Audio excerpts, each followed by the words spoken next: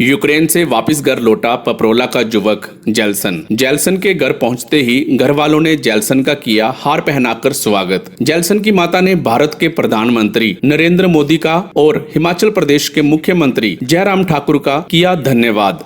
बात है ये मेरा बच्चा घर में पहुंचा दिया अपने, बहुत अच्छी बात है मेरे को।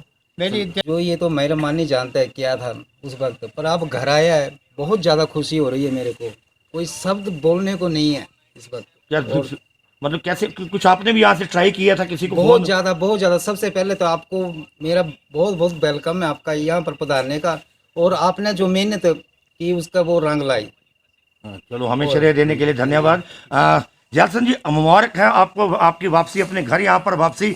वहाँ का क्या माहौल वहाँ पर आपको, क्योंकि टीवी माध्यम से कुछ और आ रहा है, कोई कुछ और बता रहा है, लेकिन आप तो आंखों देखा वहाँ देखा हाल पूरा सुना सकते हैं कि वहाँ आखिर चल क्या रहा था। दूसरी बात, आपको किन किन दिक्कतों का वहाँ पर सामना करना पड़ा? वहाँ पे मतलब सिचुएशन बहुत ही ख़राब थी, जिससे खाना पानी सब ख़त्म हो रहा था हमारे पास।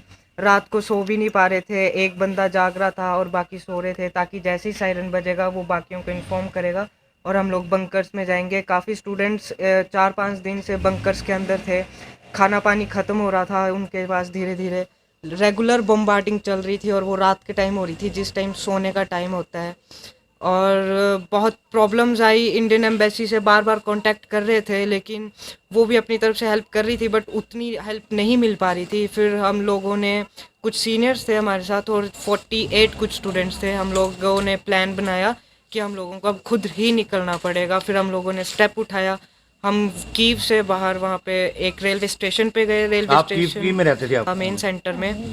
और रेलवे स्टेशन में पहुँच के हमने देखा बहुत ही हंगामा था, और यूक्रेनियंस जो लोकल थे वहाँ पे ट्रेन पे चढ़ने नहीं दे रहे थे। इंडियन एम्बेसी से बात करी, इंडियन एम्बेसी बोल रही थी कि आप लोगों की ट्रेन बुकड है, बट वो बुक तो थी, बट वहाँ के जो लोकल पैसेंजर्स थे वही चढ़ने नहीं दे रहे थे। वो बोल रहे थे कि ये हमारा देश है, सबसे पहले हम जाएंगे।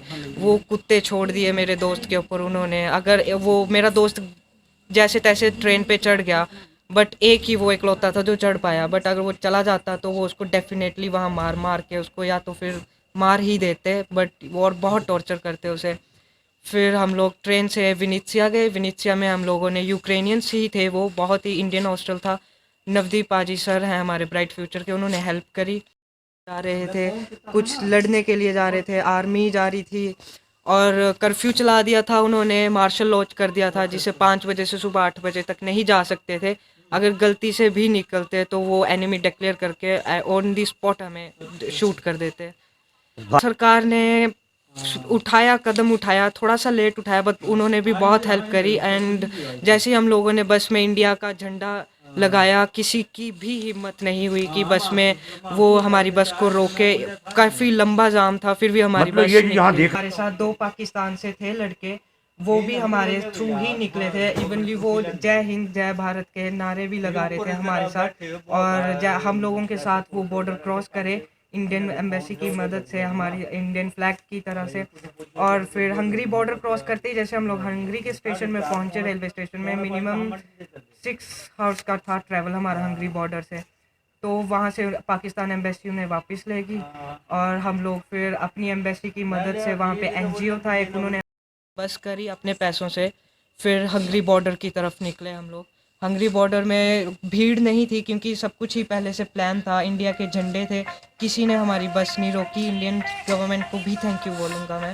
हो ही गया था, इतने टेंस थे कि ना सो पा रहे थे ना खा पा रहे थे, खाना पीना ख़त्म हो रहा था। एम्बेसी से भी खाना आया था, लेकिन सड़ा हुआ था, वो 2 दिन पुराना खाना सड़ा हुआ था हमारे पास।